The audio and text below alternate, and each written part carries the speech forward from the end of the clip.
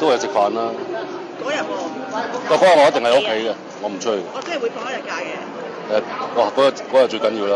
都唔係嗰日朝頭早要做嘢，做到6點就翻屋企食飯，跟住切蛋糕咁樣。每年都係咁樣嘅。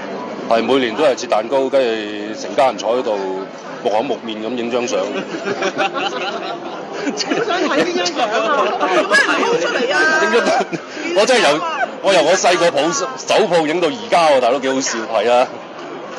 影咗咁多年，都係木口木面少少。見下咯。咁你勁過得唔得？勁過你一家都有去咯。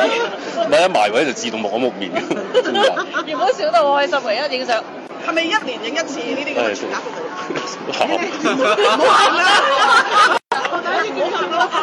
好難得啊，幾開心！哎，陰公。每一年都係咁咯，係咁我阿媽又會自己下廚整好多我中意食嘅嘢咯。佢唔係首先生日好意頭，佢都係整嗰啲咩蠔豉啊、發菜啊嗰啲咯。人奶好感動。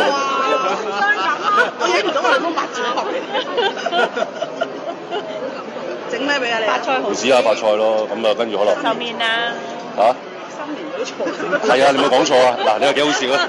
唔係真㗎，都係白切雞啊，係啊，真㗎。所以呢家常便係啊，佢當新年咁係咯，慶祝下咁樣。咪都係木口木面影張相。有咩願望？哦，咁唔係啊，真係㗎，即係我覺得身體健康啦，咁你先可以大家坐埋影一張木口木面嘅相㗎嘛。咁點解你唔俾啲笑容咧？都話影咗咁多年，習慣咗一埋到位就自動個樣係咁㗎，唔係我想啊，大佬。對焦嗰下就自動變。你諗下，我哋由菲林嗰陣時候，即係嗰啲傻瓜機咧，係咯。下一代傳一代都係咁樣影。係啊，都係木口木面㗎嘛。